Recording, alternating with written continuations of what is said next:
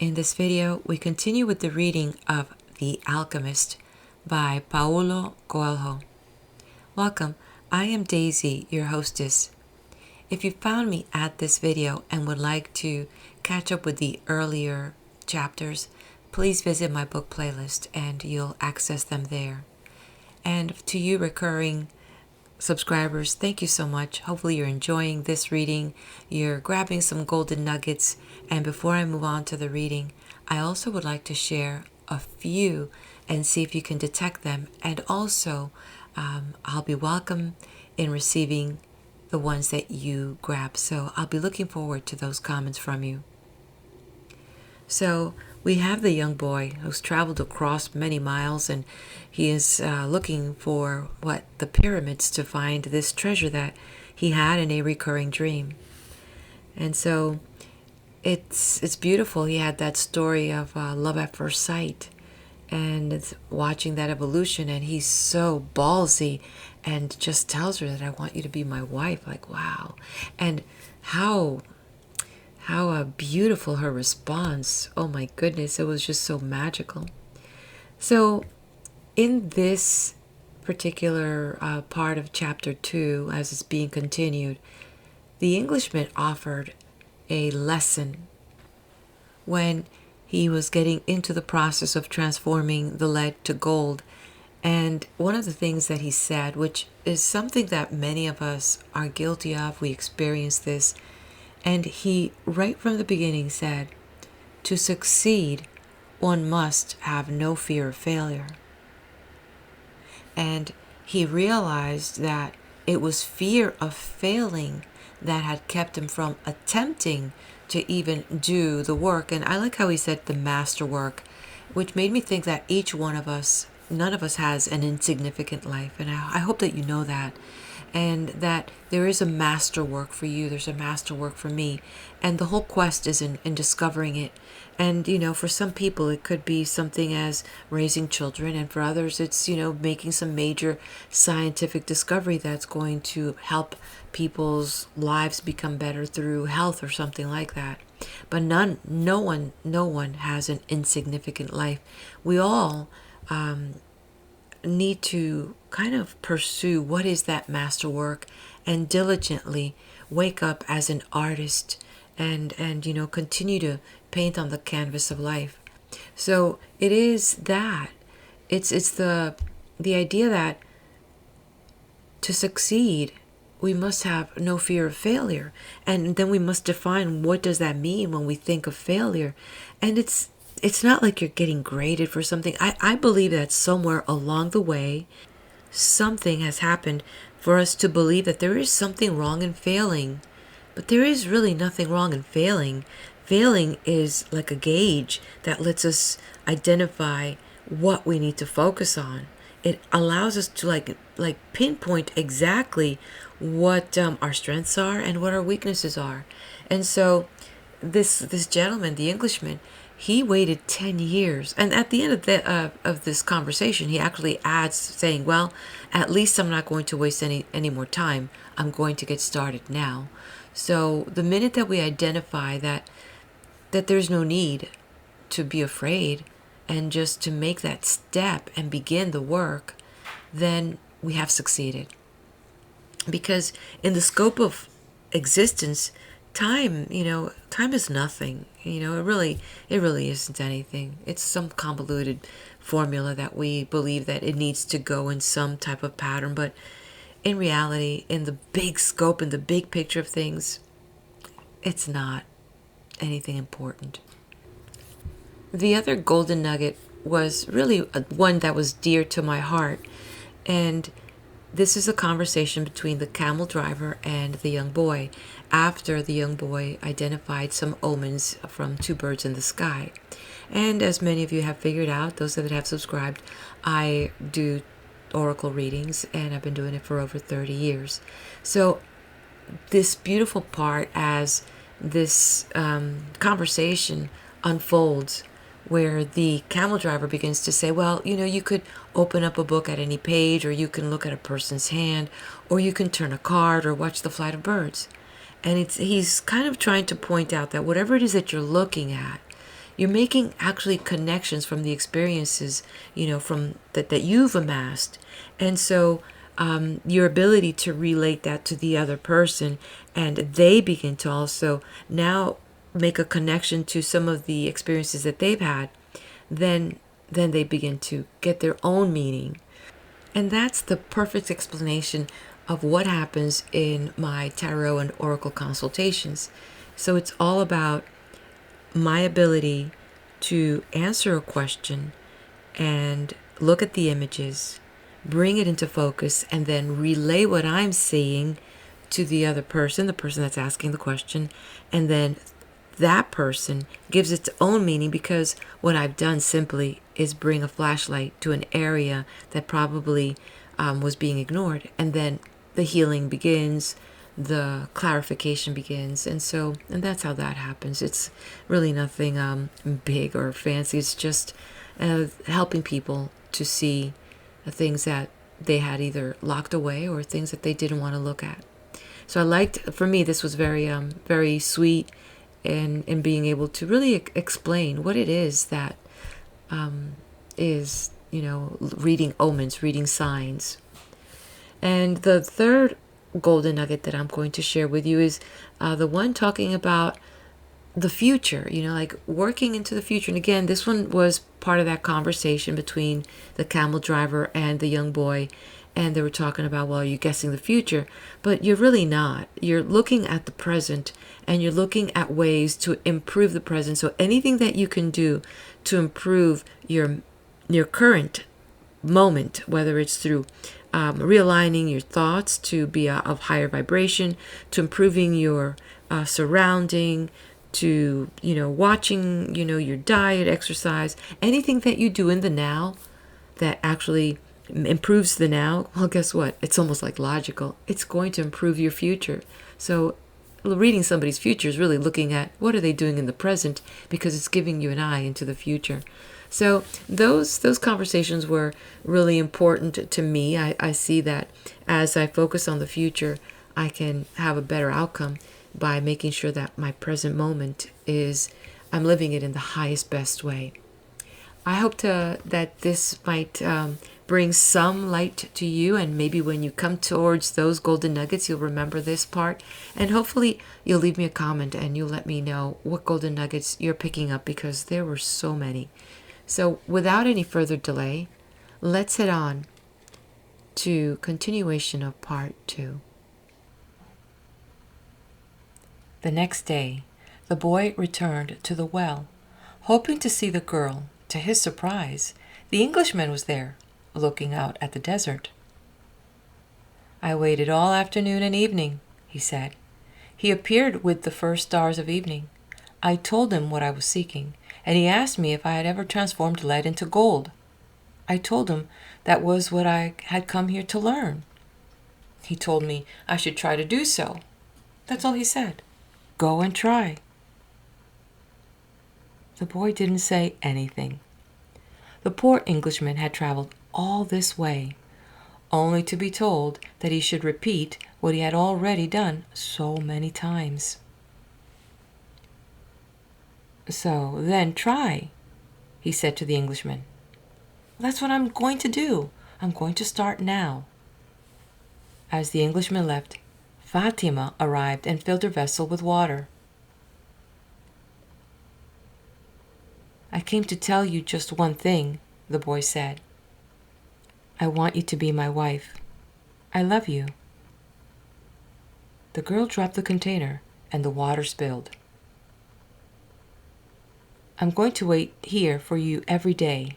I have crossed the desert in search of a treasure that is somewhere near the pyramids. And for me, the war seemed a curse, but now it's a blessing because it brought me to you." "The war is going to end someday," the girl said. The boy looked around him at the date palms. He reminded himself that he had been a shepherd, and that he could be a shepherd again. Fatima was more important than his treasure.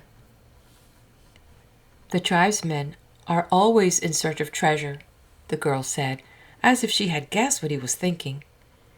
and the women of the desert are proud of their tribesmen." She refilled her vessel and left. The boy went to the well every day to meet with Fatima. He told her about his life as a shepherd, about the king, and about the crystal shop. They became friends, and except for the 15 minutes he spent with her, each day seemed that it would never pass.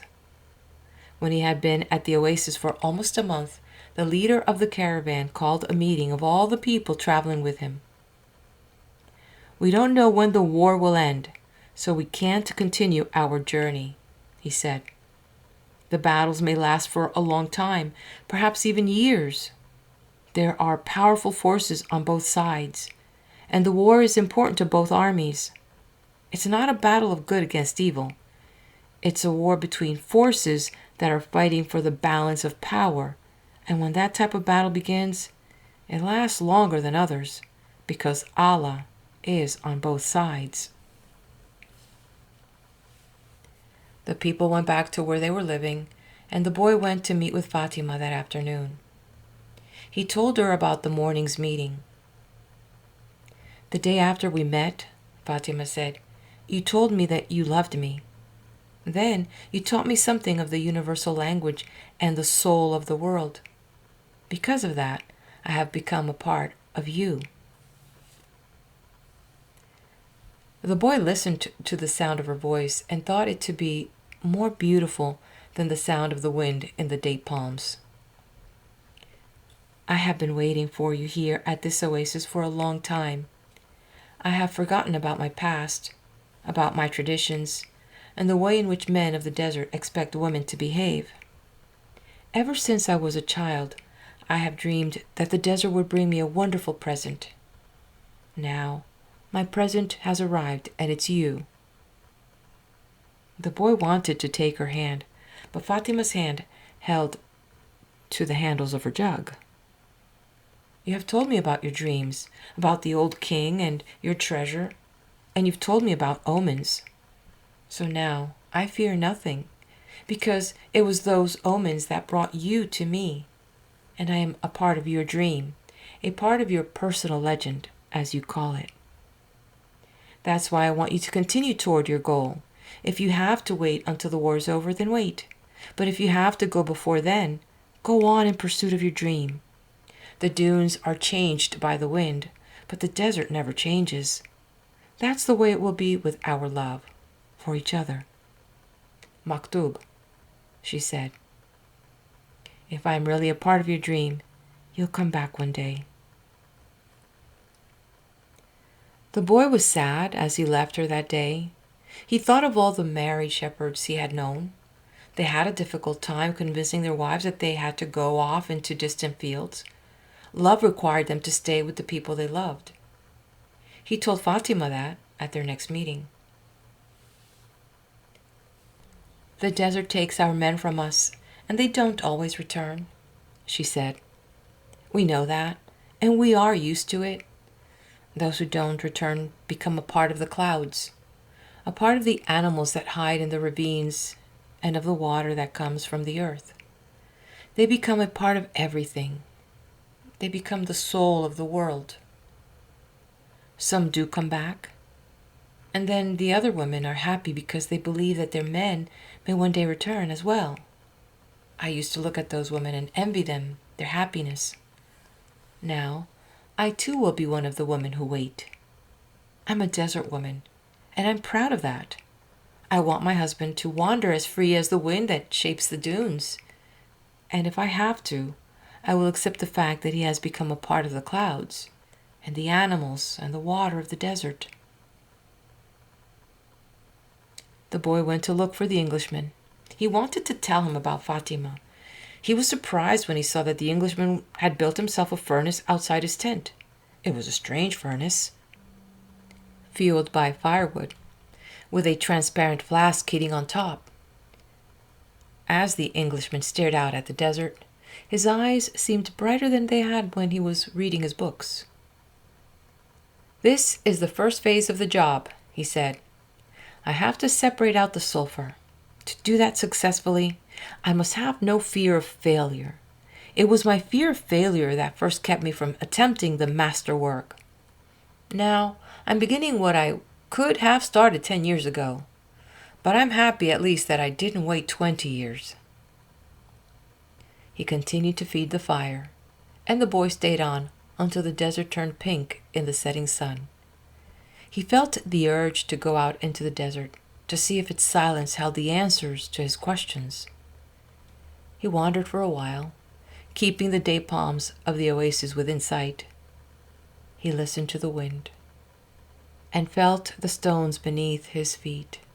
Here and there, he found a shell and realized that the desert, in remote times, had been a sea. He sat on a stone and allowed himself to become hypnotized by the horizon. He tried to deal with the concept of love as distinct from possession and couldn't separate them. But Fatima was a woman of the desert, and, if anything could help him to understand, it was the desert. As he sat there thinking, he sensed movement above him. Looking up, he saw a pair of hawks flying high in the sky. He watched the hawks as they drifted on the wind. Although their flight appeared to have no pattern, it made a certain kind of sense to the boy. It was just that he couldn't grasp what it meant. He followed the movement of the birds, trying to read something into it. Maybe these desert birds could explain to him the meaning of love without ownership. He felt sleepy. In his heart, he wanted to remain awake, but he also wanted to sleep. I am learning the language of the world, and everything in the world is beginning to make sense to me. Even the flight of the hawks, he said to himself. And in that mood, he was grateful to be in love.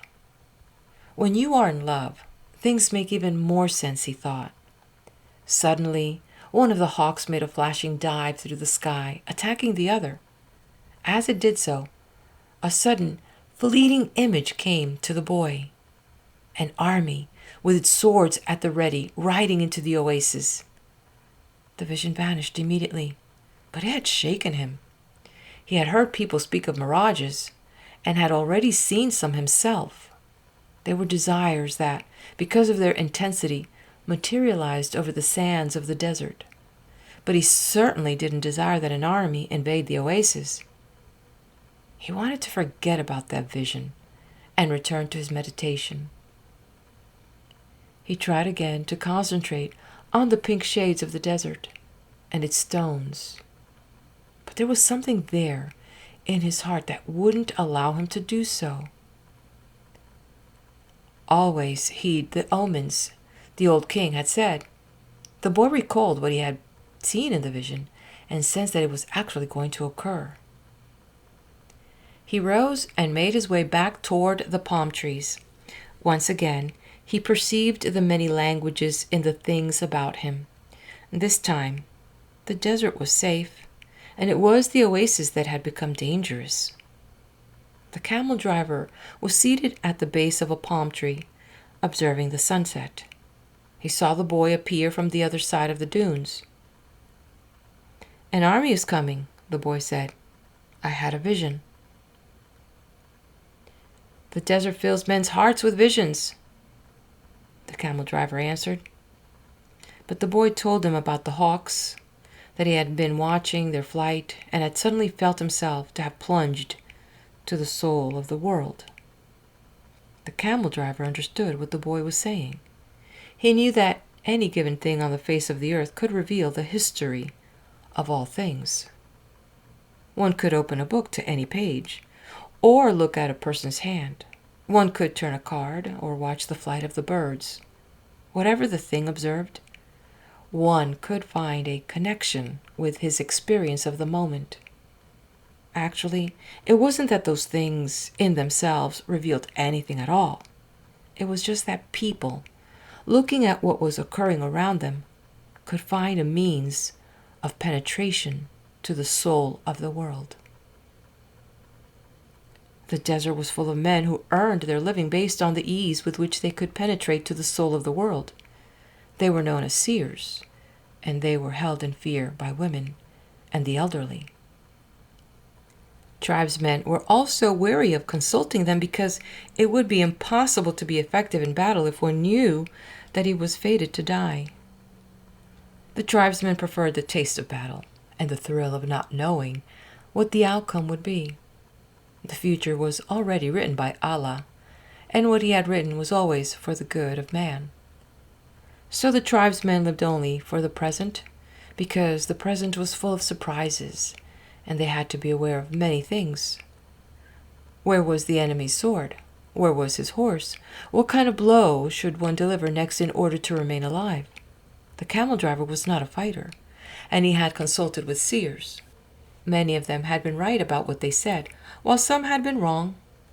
Then, one day, the oldest seer he had ever sought out, and the one most to be feared, had asked why the camel driver was so interested in the future. "Well, so I can do things," he had responded, "and so I can change those things that I don't want to happen." "But then they wouldn't be a part of your future," the seer had said.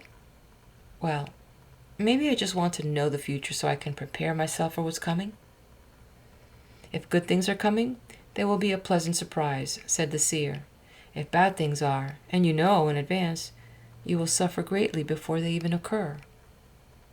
"I want to know about the future because I'm a man," the camel driver has said to the seer, "and men always live their lives based on the future." The seer was a specialist in the casting of twigs. He threw them on the ground and made interpretations based on how they fell. That day, he didn't make a cast. He wrapped the twigs in a piece of cloth and put them back in his bag. "I make my living forecasting the future for people," he said. "I know the science of the twigs, and I know how to use them to penetrate to the place where all is written. There, I can read the past, discover what has already been forgotten, and understand the omens that are here in the present. When people consult me, it's not that I'm reading the future. I am guessing at the future. The future belongs to God, and it is only He who reveals it, under extraordinary circumstances. How do I guess at the future? Based on the omens of the present. The secret is here, in the present. If you pay attention to the present, you can improve upon it. And if you improve on the present, what comes later will also be better. Forget about the future and live each day according to the teachings, confident that God loves His children. Each day, in itself, brings with it an eternity." The camel driver had asked what the circumstances were under which God would allow him to see the future.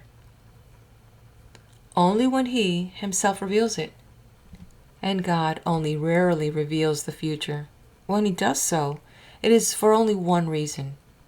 It's a future that was written so as to be altered." God had shown the boy a part of the future. The camel driver thought, why was it that he wanted the boy to serve as his instrument? "Go and speak to the tribal chieftains," said the camel driver. "Tell them about the armies that are approaching." "They'll laugh at me. They are men of the desert, and the men of the desert are used to dealing with omens."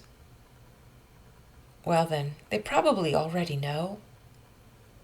"They're not concerned with that right now. They believe that if they have to know about something Allah wants them to know, someone will tell them about it. It has appeared many times before. But this time, the person is you."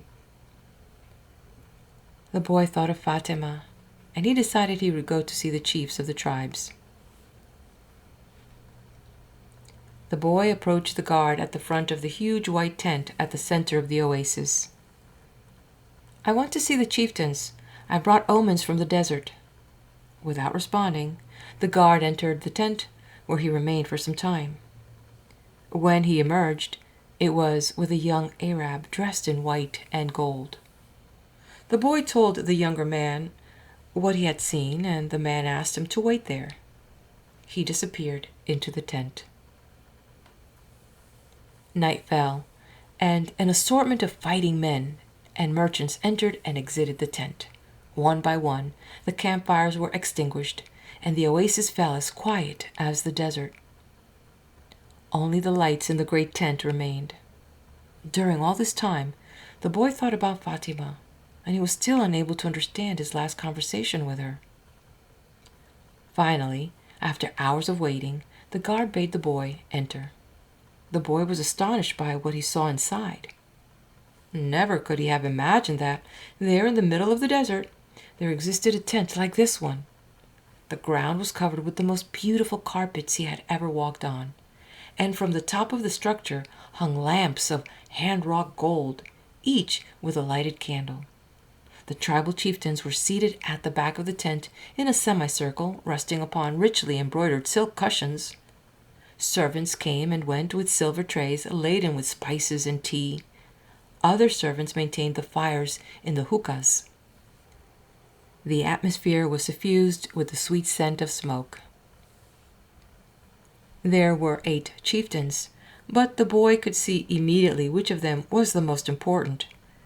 An Arab dressed in white and gold, seated at the center of the semicircle. At his side was the young Arab the boy had spoken with earlier. "Who is the stranger who speaks of omens?" asked one of the chieftains, eyeing the boy. "It is I," the boy answered, and he told what he had seen. "Why would the desert reveal such things to a stranger when it knows that we have been here for generations?" said another of the chieftains. "Because my eyes are not yet accustomed to the desert," the boy said. "I can see things that eyes habituated to the desert might not see. And also because I know about the soul of the world," he thought to himself. "The oasis is neutral ground. No one attacks an oasis," said a third chieftain. "I can only tell you what I saw. If you don't want to believe me, you don't have to do anything about it." The men fell into an animated discussion. They spoke in an Arabic dialect that the boy didn't understand, but when he made to leave, the guard told him to stay. The boy became fearful. The omens told him that something was wrong. He regretted having spoken to the camel driver about what he had seen in the desert. Suddenly, the elder at the center smiled almost imperceptibly, and the boy felt better. The man hadn't participated in the discussion, and, in fact, hadn't said a word up to that point. But the boy was already used to the language of the world, and he could feel the vibrations of peace throughout the tent. Now his intuition was that he had been right in coming. The discussion ended. The chieftains were silent for a few moments as they listened to what the old man was saying. Then he turned to the boy. This time his expression was cold and distant. 2,000 years ago, in a distant land, a man who believed in dreams was thrown into a dungeon and then sold as a slave, the old man said, now in the dialect the boy understood. Our merchants bought that man and brought him to Egypt. All of us know that whoever believes in dreams also knows how to interpret them. The elder continued. When the Pharaoh dreamed of cows that were thin and cows that were fat, this man, I'm speaking of, rescued Egypt from famine. His name was Joseph. He too was a stranger, in a strange land like you, and he was probably about your age. He paused, and his eyes were still unfriendly. We always observed the tradition. The tradition saved Egypt from famine in those days and made the Egyptians the wealthiest of the peoples. The traditions teaches men how to cross the desert and how their children should marry. The tradition says that an oasis is neutral territory because both sides have oases, and so both are vulnerable. No one said a word as the old man continued. But the tradition also says that we should believe the messages of the desert. Everything we know was taught to us by the desert. The old man gave a signal and everyone stood. The meeting was over. The hookahs were extinguished and the guards stood at attention. The boy made ready to leave, but the old man spoke again. Tomorrow, we're going to break the agreement that says that no one at the oasis may carry arms. Throughout the entire day, we will be on the lookout for our enemies. When the sun sets, the men will once again surrender their arms to me. For every 10 dead men among our enemies, you will receive a piece of gold. But arms cannot be drawn unless they also go into battle. Arms are as capricious as the desert, and if they're not used, the next time they might not function. If at least one of them hasn't been used by the end of the day tomorrow, one will be used on you. When the boy left the tent, the oasis was illuminated only by the light of the full moon. He was 20 minutes from his tent and began to make his way there. He was alarmed by what had happened. He had succeeded in reaching through the soul of the world, and now the price for having done so might be his life. It was a frightening bet, but he had been making risky bets ever since the day he had sold his sheep to pursue his personal legend. And, as the camel driver had said, to die tomorrow was no worse than dying on any other day. Every day was there to be lived or to mark one's departure from this world. Everything depended on one word, Maktab. Walking along in the silence, he had no regrets. If he died tomorrow, it would be because God was not willing to change the future. He would at least have died after having crossed the strait, after having worked in a crystal shop, and after having known the silence of the desert and Fatima's eyes. He had lived every one of his days intensely since he had left home so long ago. If he died tomorrow, he would already have seen more than other shepherds, and he was proud of that. Suddenly, he heard a thundering sound, and he was thrown to the ground by a wind such as he had never known. The area was swirling in dust so intense that it hid the moon from view. Before him was an enormous white horse, rearing over him with a frightening scream. When the blinding dust had settled a bit, the boy trembled at what he saw. Astride the animal was a horseman dressed completely in black, with a falcon perched on his left shoulder. He wore a turban, and his entire face, except his eyes, was covered with a black kerchief. He appeared to be a messenger from the desert, but his presence was much more powerful than that of a mere messenger. The strange horseman drew an enormous, curved sword from a scabbard mounted on his saddle. The steel of its blade glittered in the light of the moon. "Who dares to read the meaning of the flight of the hawks?" he demanded, so loudly that his words seemed to echo through the 50,000 palm trees of Al-Fayoum. "It is I who dare to do so," said the boy. He was reminded of the image of Santiago Matamoros mounted on his white horse, with the infidels beneath his hoofs. This man looked exactly the same, except that now the roles were reversed. "It is I who dare to do so," he repeated, and he lowered his head to receive a blow from the sword. "Many lives will be saved because I was able to see through the soul of the world." The sword didn't fall. Instead, the stranger lowered it slowly until the point touched the boy's forehead. It drew a droplet of blood. The horseman was completely immobile, as was the boy. It didn't even occur to the boy to flee. In his heart, he felt a strange sense of joy.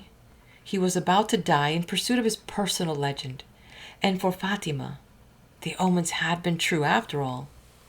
Here he was, face to face with his enemy, but there was no need to be concerned about dying. The soul of the world awaited him.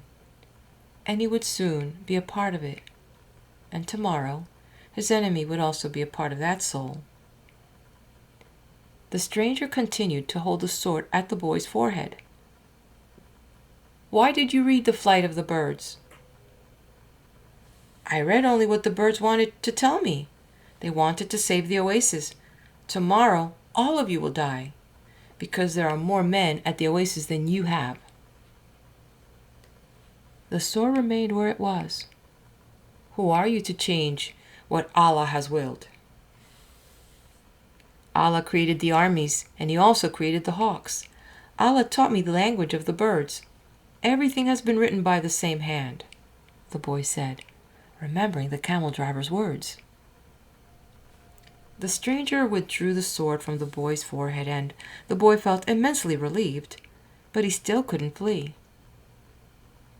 "Be careful with your prognostications," said the stranger. "When something is written, there's no way to change it." "All I saw was an army," said the boy. "I didn't see the outcome of the battle."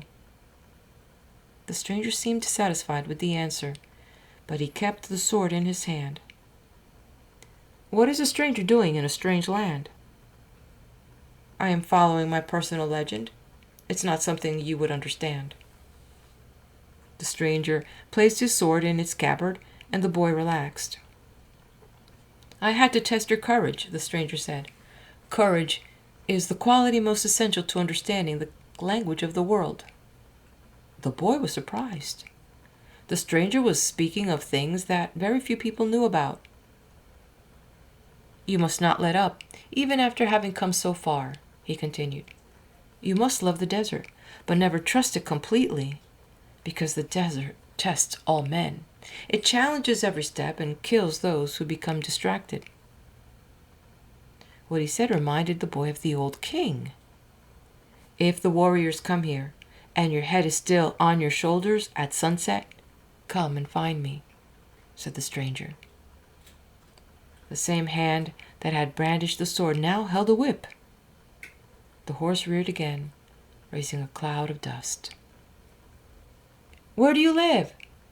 shouted the boy as the horseman rode away. The hand with the whip pointed to the south. The boy had met the alchemist.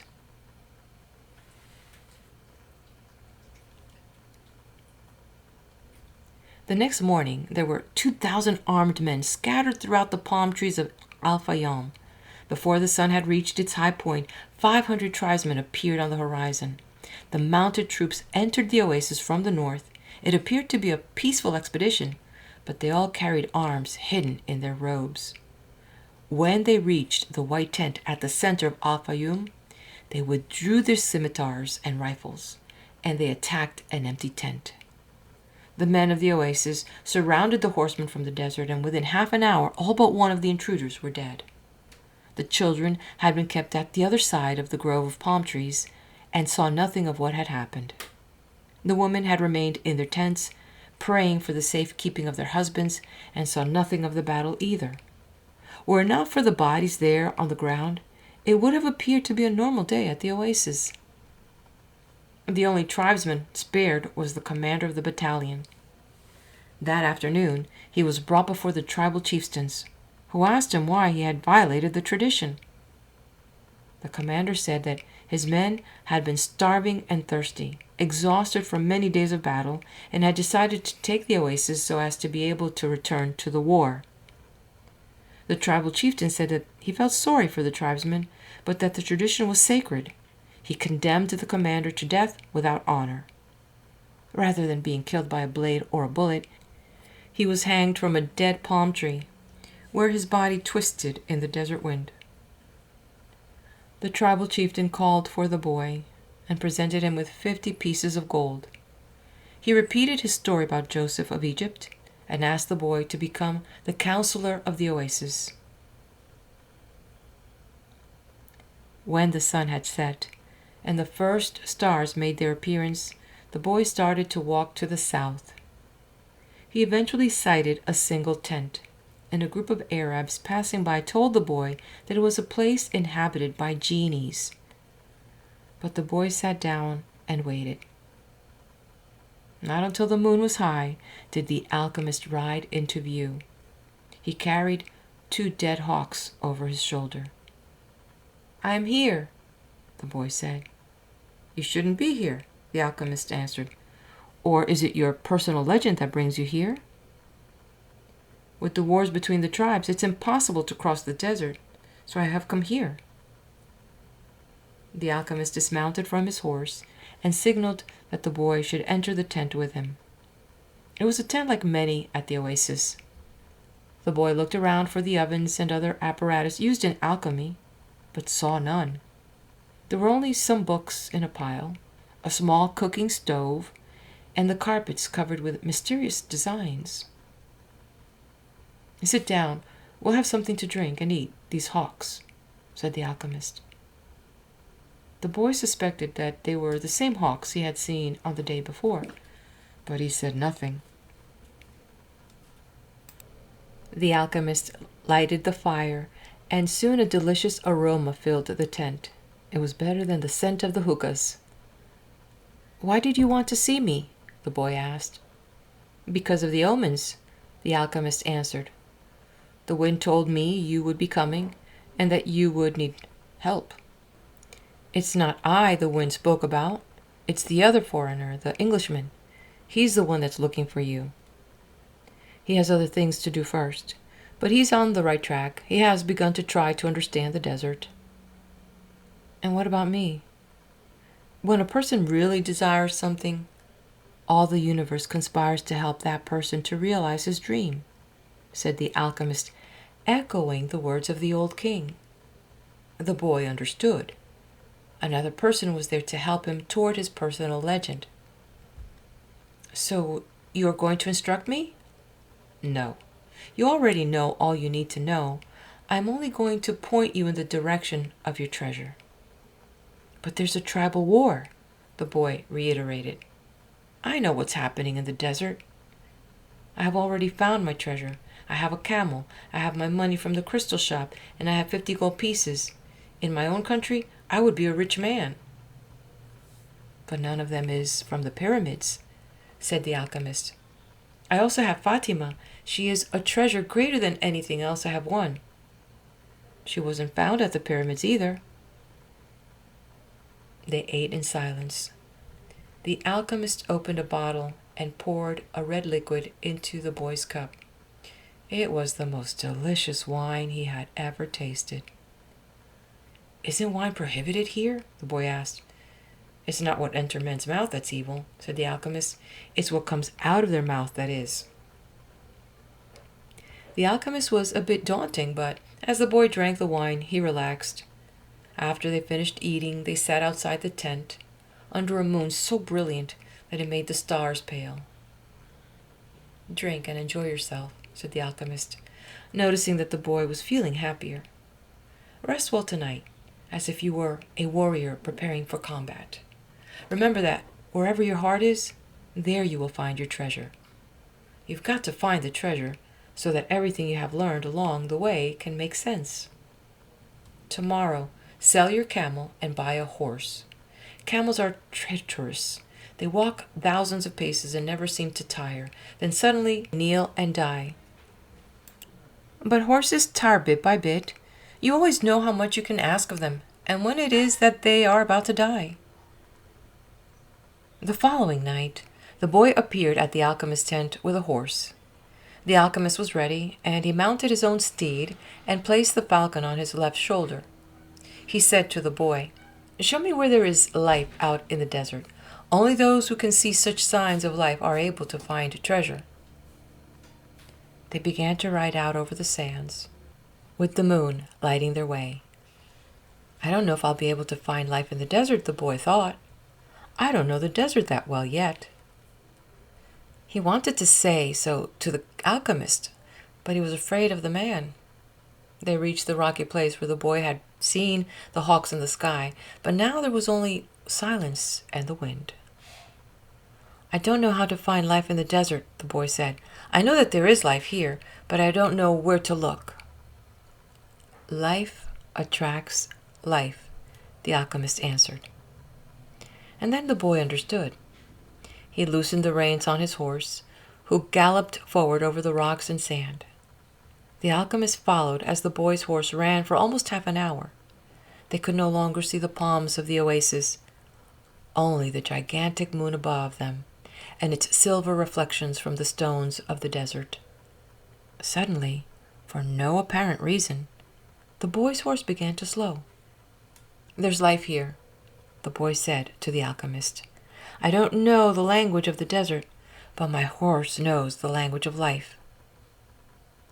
They dismounted, and the alchemist said nothing.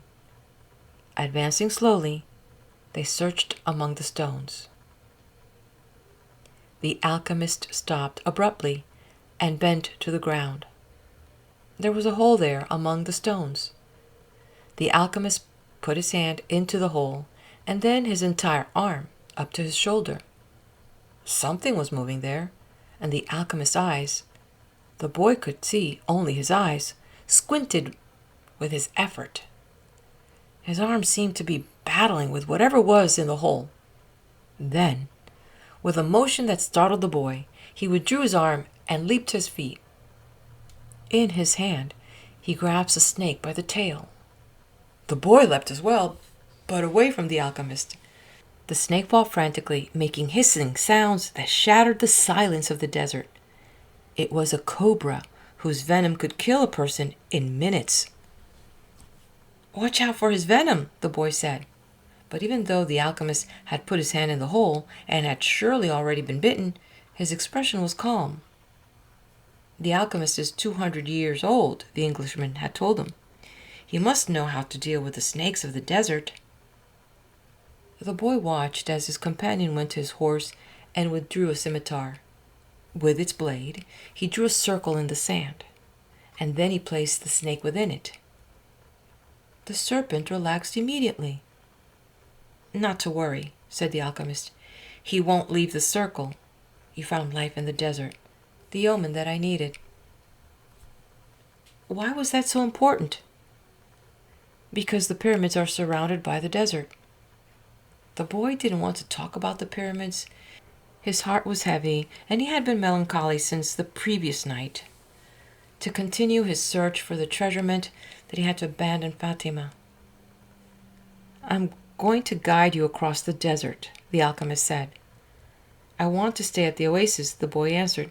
"I found Fatima, and as far as I'm concerned, she's worth more than treasure." "Fatima is a woman of the desert," said the alchemist. "She knows that men have to go away in order to return, and she already has her treasure. It's you. Now she expects that you will find what it is you're looking for." "Well, what if I decide to stay?" "Let me tell you what will happen. You'll be the counselor of the oasis. You have enough gold to buy many sheep and many camels. You'll marry Fatima, and you'll both be happy for a year. You'll learn to love the desert, and you'll get to know every one of the 50,000 palms. You'll watch them as they grow, demonstrating how the world is always changing, and you'll get better and better at understanding omens because the desert is the best teacher there is. Sometime during the second year, you'll remember about the treasure. The omens will begin insistently to speak of it, and you will try to ignore them. You'll use your knowledge for the welfare of the oasis and its inhabitants. The tribal chieftains will appreciate what you do, and your camels will bring you wealth and power. During the third year, the omens will continue to speak of your treasure and your personal legend. You'll walk around night after night at the oasis, and Fatima will be unhappy because she'll feel it was she who interrupted your quest. But you will love her, and she'll return your love. You'll remember that she never asked you to stay, because a woman of the desert knows that she must await her man. So you won't blame her, but many times you'll walk the sands of the desert, thinking that maybe you could have left, that you could have trusted more in your love for Fatima, because what kept you at the oasis was your own fear that you might never come back. At that point, the omens will tell you that your treasure is buried forever. Then, sometime during the fourth year, the omens will abandon you because you stopped listening to them. The tribal chieftains will see that, and you'll be dismissed from your position as counselor. But by then, you'll be a rich merchant with many camels and a great deal of merchandise. You'll spend the rest of your days knowing that you didn't pursue your personal legend and that now it's too late. You must understand that love never keeps a man from pursuing his personal legend. If he abandons that pursuit, it's because it wasn't true love, the love that speaks the language of the world. The alchemist erased the circle in the sand, and the snake slithered away among the rocks. The boy remembered the crystal merchant who had always wanted to go to Mecca, and the Englishman in search of the alchemist.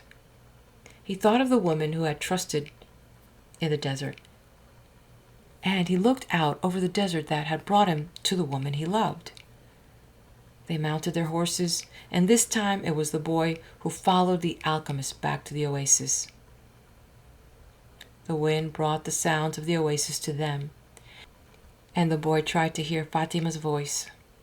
But that night, as he had watched the cobra within the circle, the strange horseman with the falcon on his shoulder had spoken of love and treasure, of the woman of the desert, and of his personal legend.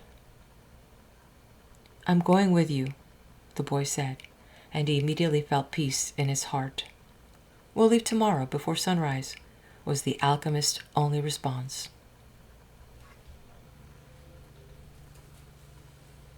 The boy spent a sleepless night. 2 hours before dawn, he awoke one of the boys who slept in his tent and asked him to show him where Fatima lived. They went to her tent, and the boy gave his friend enough gold to buy a sheep. Then he asked his friend to go into the tent where Fatima was sleeping and to awaken her and tell her that he was waiting outside. The young Arab did as he was asked and was given enough gold to buy yet another sheep. "Now leave us alone," said the boy to the young Arab. The Arab returned to his tent to sleep, proud to have helped the counselor of the oasis and happy at having enough money to buy himself some sheep. Fatima appeared at the entrance to the tent. The two walked out among the palms. The boy knew that it was a violation of tradition, but that didn't matter to him now. "I'm going away," he said, "and I want you to know that I'm coming back. I love you because—" "Don't say anything," Fatima interrupted. "One is loved because one is loved. No reason is needed for loving." But the boy continued. "I had a dream, and I met with a king. I sold crystal and crossed the desert. And because the tribes declared war, I went to the well, seeking the alchemist. So, I love you because the entire universe conspired to help me find you." The two embraced. It was the first time either had touched the other. "I'll be back," the boy said. "Before this, I always looked to the desert with longing," said Fatima. "Now it will be with hope. My father went away one day, but he returned to my mother, and he has always come back since then." They said nothing else. They walked a bit farther among the palms, and then the boy left her at the entrance to her tent. "I'll return, just as your father came back to your mother," he said. He saw that Fatima's eyes were filled with tears. "You're crying?" "I'm a woman of the desert," she said, averting her face. "But above all, I am a woman." Fatima went back to her tent, and when daylight came, she went out to do the chores she had done for years. But everything had changed. The boy was no longer at the oasis, and the oasis would never again have the same meaning it had only yesterday. It would no longer be a place with 50,000 palm trees and 300 wells where the pilgrims arrived, relieved at the end of their long journeys. From that day on, the oasis would be an empty place for her. From that day on, it was the desert that would be important. She would look to it every day and would try to guess which star the boy was following in search of his treasure. She would have to send her kisses on the wind, hoping that the wind would touch the boy's face and would tell him that she was alive, that she was waiting for him, a woman awaiting a courageous man in search of his treasure. From that day on, the desert would represent only one thing to her: the hope of his return. "Don't think about what you've left behind," the alchemist said to the boy as they began to ride across the sands of the desert. "Everything is written in the soul of the world, and there it will stay forever." "Men dream more about coming home than about leaving," the boy said. He was already reaccustomed to the desert's silence. "If what one finds is made of pure matter, it will never spoil, and one can always come back. If what you had found was only a moment of light, like the explosion of a star, you would find nothing on your return." The man was speaking the language of alchemy, but the boy knew that he was referring to Fatima. It was difficult not to think about what he had left behind. The desert, with its endless monotony, put him to dreaming. The boy could still see the palm trees, the wells, and the face of the woman he loved. He could see the Englishman at his experiments and the camel driver who was a teacher without realizing it. Maybe the alchemist has never been in love, the boy thought. The alchemist rode in front, with the falcon on his shoulder. The bird knew the language of the desert well, and whenever they stopped, he flew off in search of game. On the first day he returned with a rabbit, and on the second with 2 birds. At night, they spread their sleeping gear and kept their fires hidden. The desert nights were cold and were becoming darker and darker as the phases of the moon passed. They went on for a week, speaking only of the precautions they needed to follow in order to avoid the battles between the tribes. The war continued, and at times the wind carried the sweet, sickly smell of blood. Battles had been fought nearby, and the wind reminded the boy that there was the language of omens, always ready to show him what his eyes had failed to observe. On the 7th day, the alchemist decided to make camp earlier than usual. The falcon flew off to find game, and the alchemist offered his water container to the boy. "You're almost at the end of your journey," said the alchemist. "I congratulate you for having pursued your personal legend." "And you've told me nothing along the way," said the boy. "I thought you were going to teach me some of the things you know. A while ago, I rode through the desert with a man who had books on alchemy, but I wasn't able to learn anything from them." "There's only one way to learn," the alchemist answered. "It's through action. Everything you need to know you have learned through your journey. You need to learn only one thing more."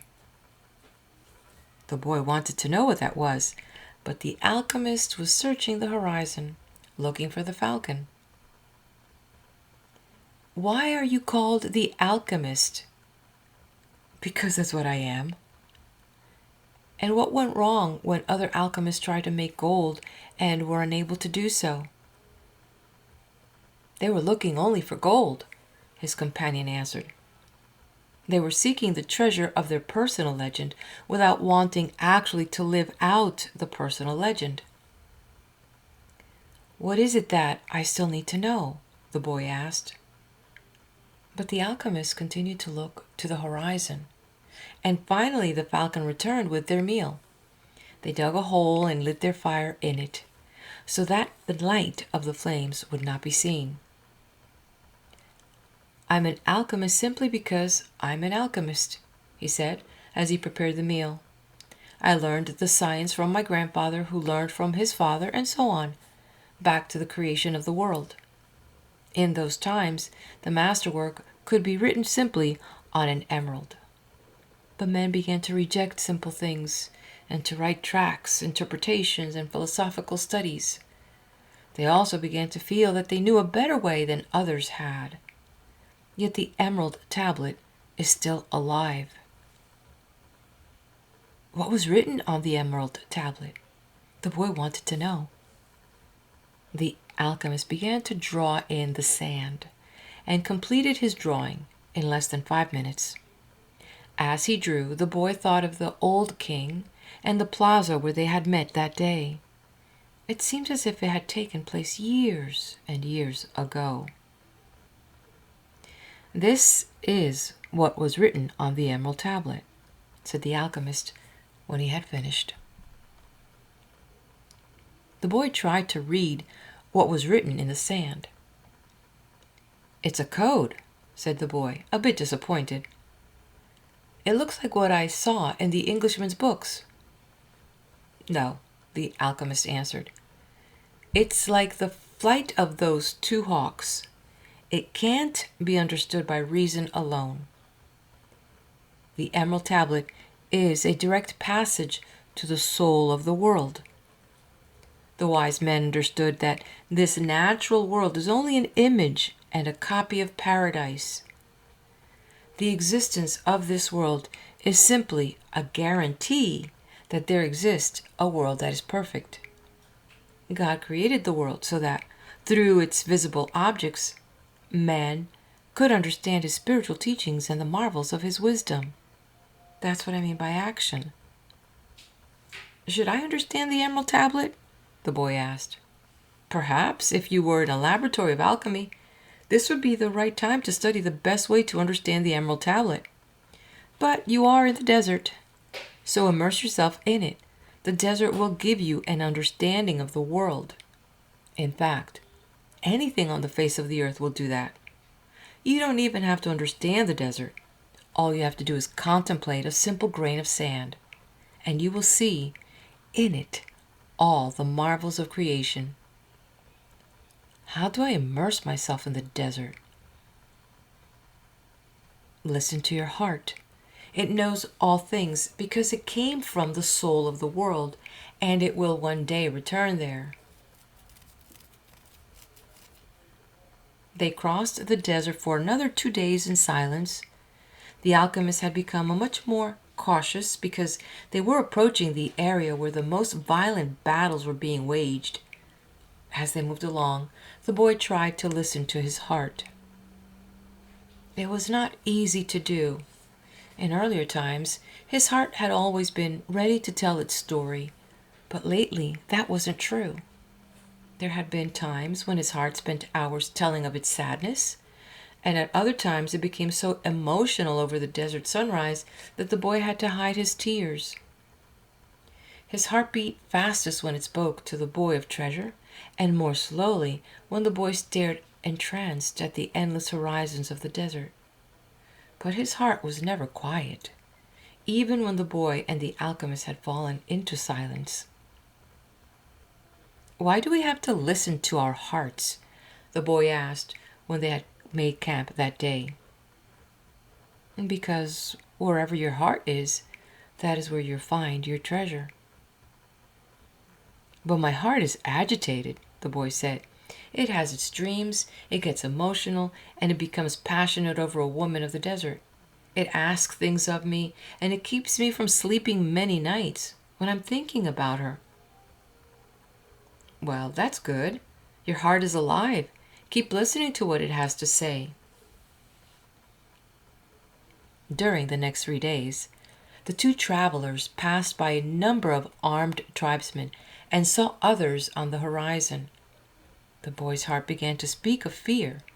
It told him stories it had heard from the soul of the world, stories of men who sought to find their treasure and never succeeded. Sometimes it frightened the boy with the idea that he might not find his treasure, or that he might die there in the desert. At other times, it told the boy that it was satisfied. It had found love and riches.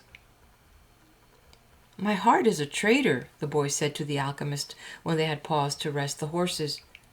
"It doesn't want me to go on." "That makes sense," the alchemist answered. "Naturally, it's afraid that in pursuing your dream, you might lose everything you've won." "Well, then, why should I listen to my heart?" "Because you will never again be able to keep it quiet. Even if you pretend not to have heard what it tells you, it will always be there inside you, repeating to you what you're thinking about life and about the world. You mean I should listen even if it's treasonous? Treason is a blow that comes unexpectedly. If you know your heart well, it will never be able to do that to you, because you'll know its dreams and wishes, and you will know how to deal with them. You will never be able to escape from your heart, so it's better to listen to what it has to say. That way, you'll never have to fear an unanticipated blow. The boy continued to listen to his heart as they crossed the desert. He came to understand its dodges and tricks, and to accept it as it was. He lost his fear and forgot about his need to go back to the oasis, because one afternoon his heart told him that it was happy. Even though I complain sometimes, it said, it's because I'm the heart of a person, and people's hearts are that way. People are afraid to pursue their most important dreams because they feel that they don't deserve them, or that they'll be unable to achieve them. Their hearts, become fearful just thinking of loved ones who go away forever, or of moments that could have been good but weren't, or of treasures that might have been found but were forever hidden in the sands. Because when these things happen, we suffer terribly. My heart is afraid that I will have to suffer, the boy told the alchemist one night as they looked up at the moonless sky. Tell your heart that the fear of suffering is worse than the suffering itself, and that no heart has ever suffered when it goes in search of its dreams, because every second of the search is a second's encounter with God and with eternity. Every second of the search is an encounter with God, the boy told his heart. When I have been truly searching for my treasure, every day has been luminous, because I've known that every hour was a part of the dream that I would find it. When I have been truly searching for my treasure, I've discovered things along the way that I never would have seen had I not had the courage to try things that seemed impossible for a shepherd to achieve. So his heart was quiet for an entire afternoon. That night, the boy slept deeply, and when he awoke, his heart began to tell him things that came from the soul of the world. It said that all people who are happy have God within them, and that happiness could be found in a grain of sand from the desert, as the alchemist had said, because a grain of sand is a moment of creation, and the universe has taken millions of years to create it. Everyone on earth has a treasure that awaits him, his heart said. We, people's hearts, seldom say much about those treasures because people no longer want to go in search of them. We speak of them only to children. Later, we simply let life proceed in its own direction toward its own fate. But unfortunately, very few follow the path laid out for them, the path to their personal legends and to happiness. Most people see the world as a threatening place, and because they do, the world turns out, indeed, to be a threatening place. So we, their hearts, speak more and more softly. We never stop speaking out, but we begin to hope that our words won't be heard. We don't want people to suffer because they don't follow their hearts. Why don't people's hearts tell them to continue to follow their dreams? The boy asked the alchemist. Because that's what makes a heart suffer most, and hearts don't like to suffer. From then on, the boy understood his heart. He asked it, please, never to stop speaking to him. He asked that when he wandered far from his dreams, his heart pressed him and sounded the alarm. The boy swore that every time he heard the alarm, he would heed its message. That night, he told all of this to the alchemist, and the alchemist understood that the boy's heart had returned to the soul of the world. "So what should I do now?" the boy asked. "Continue in the direction of the pyramids," said the alchemist, "and continue to pay heed to the omens. Your heart is still capable of showing you where the treasure is." "Is that the one thing I still needed to know?" "No," the alchemist answered. "What you still need to know is this. Before a dream is realized, the soul of the world tests everything that was learned along the way. It does this not because it is evil, but so that we can, in addition to realizing our dreams, master the lessons we've learned as we've moved toward that dream. That's the point at which most people give up. It's the point at which, as we say in the language of the desert, one dies of thirst just when the palm trees have appeared on the horizon. Every search begins with beginner's luck, and every search ends with the victors being severely tested." The boy remembered an old proverb from his country. It said that the darkest hour of the night came just before the dawn.